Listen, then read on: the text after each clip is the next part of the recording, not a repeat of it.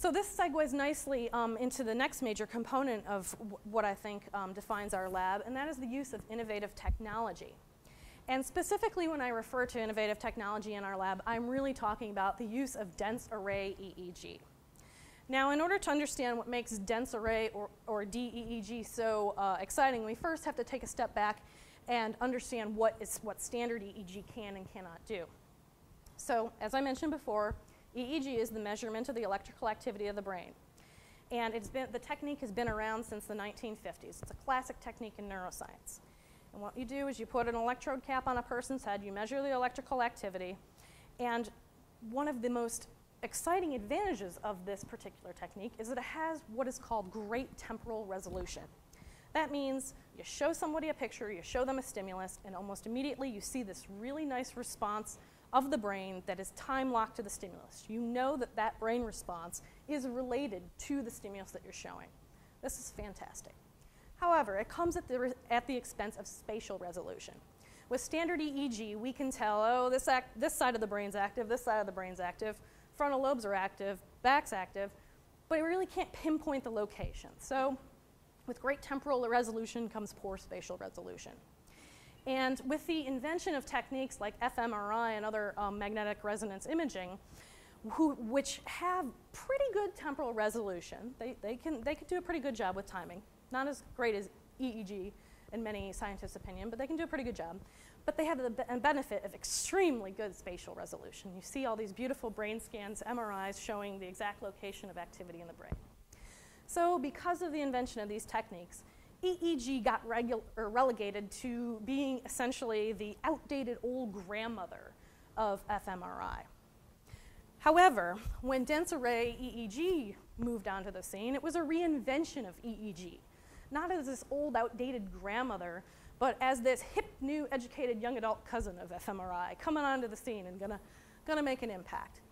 And so what dEEG does is not only does it retain this wonderful capacity for temporal resolution as its ancestor, EEG, but now it has the benefit of spatial resolution. And what it allows us to do is source localization. We can now pinpoint the area of the brain that is active in an EEG study. And the key to how dense array EEG does this is in its name. We use a dense or a really large number of electrodes that are spaced, that cover the entire scalp. 256 of these electrode channels that are sampling activity from all different parts of the scalp in this manner. And because we are using such a dense array of electrodes and sampling electrical activity from all these different areas, we're able to pinpoint the location and the source of this electrical activity.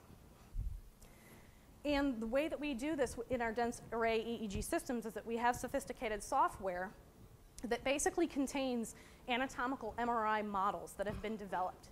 And what it allows us to do is to take the traditional readout, the traditional measurement of EEG activity, and superimpose it on these anatomical models, so that now we have an activity map on an anatomical model that'll tell us which areas of the brain are active. And this software is so sophisticated that it is used by neurologists and neurosurgeons to pinpoint the areas of the focus of epileptic seizures to prepare them for surgery to go at those areas. So this isn't just something that we're guessing at. This is really accurate stuff we're working with. So you may be asking the bigger question of why do we care so much about where things are going on in the brain? We're in marketing. Well, what we know from years and years of the brain sciences and based on the fact that the brain itself is the organ of behavior, it's the organ of who we are and all our cognitions, there are neuroanatomical correlates of cognitive function.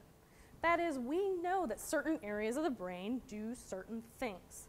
And that is going to be very useful to us in neuromarketing research.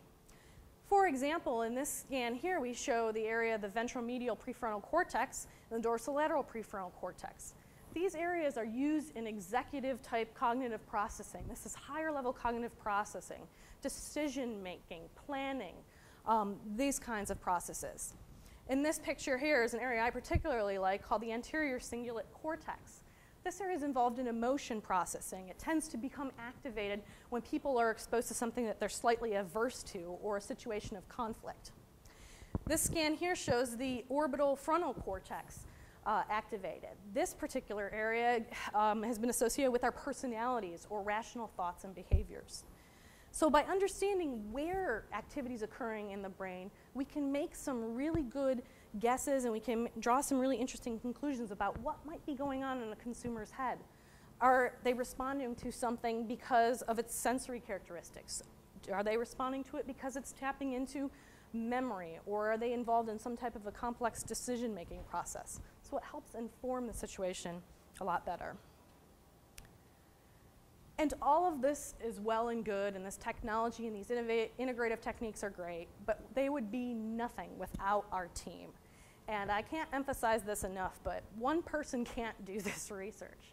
This is not just something, as Kathleen said, you can't just walk in, plug it in, and get some kind of great results. It requires a team of extremely talented individuals working on it. And a reason for that is that there are a lot of tasks that just go into producing one really good study. We need people who are experts in experimental design. Without good experimental design, we have nothing. None of these other steps even matter if we are not tapping the particular constructs or testing the things that we really want to test. So we need experts that are good in experimental design. We need people to be able to handle the unique hardware that is associated with neurophysiological or biometrics equipment. We need people to program software, especially custom stuff when weird things come up and we need a workaround.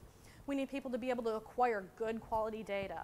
The old saying is good data in, good data out. You're going to get good results if you can bring in really high quality good data.